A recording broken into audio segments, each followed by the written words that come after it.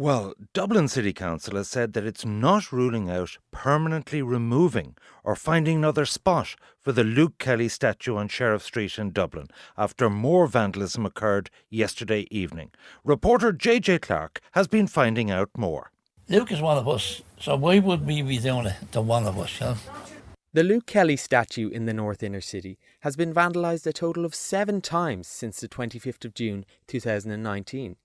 I'm interested in why this keeps happening. To get a sense of the local reaction, I spoke to Chair of the North Wall Community Association, Jerry Fay, who was a childhood friend of Luke Kelly.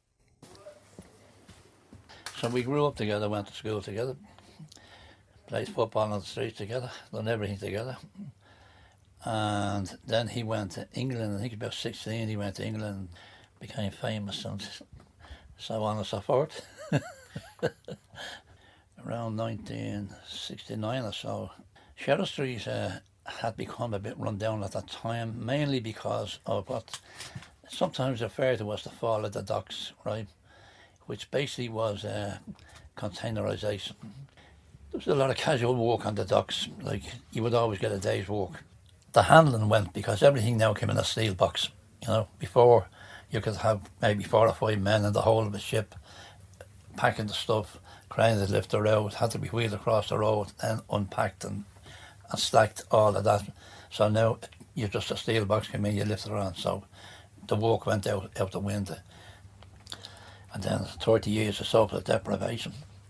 You wonder why you have all these disaffected youths hanging around. The general thing is, you know, the North Wall is defined by more or less by Sheriff Street, you know.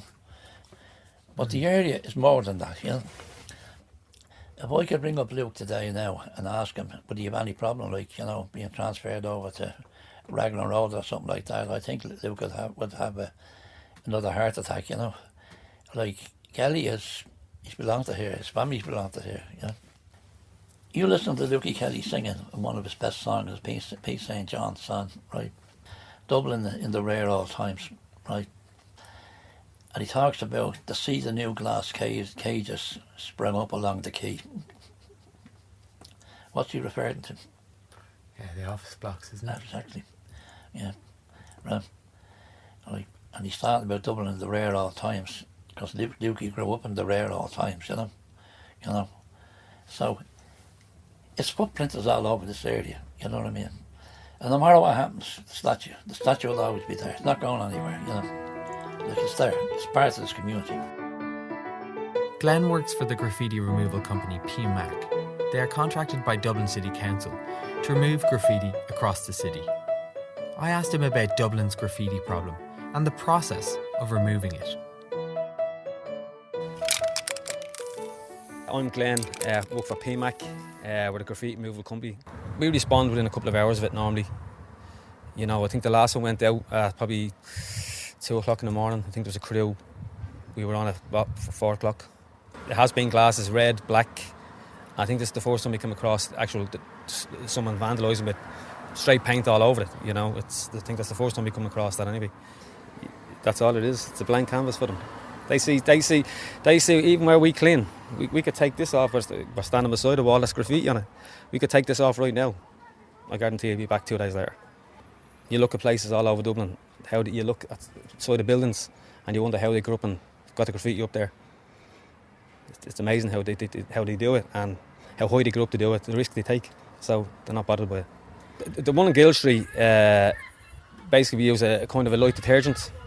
We sample an area first, we know it works and what doesn't now, and we sample the area, and a light detergent, you kind of massage it into the head, into the hair, and then we steam clean it off. The Vandals were a Roman-era Germanic people. They resided in what is now southern Poland in the 5th century. When they sacked Rome in 455, it was characterised by looting and defacing of artwork. In 1794, Bishop Henry Gregor called the destruction of artwork following the French Revolution vandalism. Thus, a term was born. The why of vandalism led me to criminologist John O'Keefe. I quizzed him on the specific case of the Luke Kelly statue, the demographic of vandals, and solutions. Vandalism, as we would certainly understand it, is the wanton destruction of a property which has zero purpose on any level. And it's what we call in criminology that broken windows theory. That if there are signs of crime, on a statue, for example, so paint splash there, once that happens the first time, it creates a sense of disorder, a sense of chaos, and what that does is encourages further crime and disorder. But around Sheriff Street, what's happening is it's local use, I'm guessing, and it will be almost certainly local use. Younger people generally, as a rule, don't travel for vandalism unless it's an occasional hooliganism to do with football or something. So that's the problem with this statue. It's in this kind of no man's land. Nobody really has any authority or ownership on it. Therefore, people can do what they like with it. The broken windows theory does what it says on the tin. If you leave a car out in any area, you break the window and nothing is done about it. It's not moved. The police aren't called. It's left there. Within a short space of time, another one will be broken. And by the end of the week, it'll probably be set on fire. I mean, that's the evidence we have. I think there's a specific thing about the Luke Kelly statue that seems to just make it more unloved. And that is, it kind of is unloved. I mean, that bust is not particularly loved by everybody. It's been compared unfavorably on the ground, like to Shrek with a perm. It doesn't seem like an image of a local hero. For a lot of people, it looks almost grotesque. We know certain things work in crime.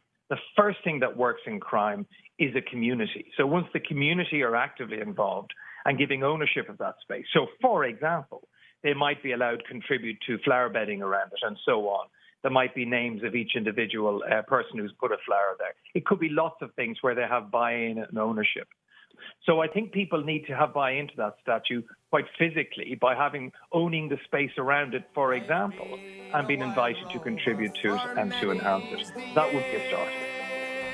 And I've spent all me money on whiskey and beer, but now I'm returning with gold in great store, and I never will play the wild rover no more, and it's no way now. JJ Clarke there with his report for News Talk on the 7th time the Luke Kelly statue has been vandalised on Sheriff Street.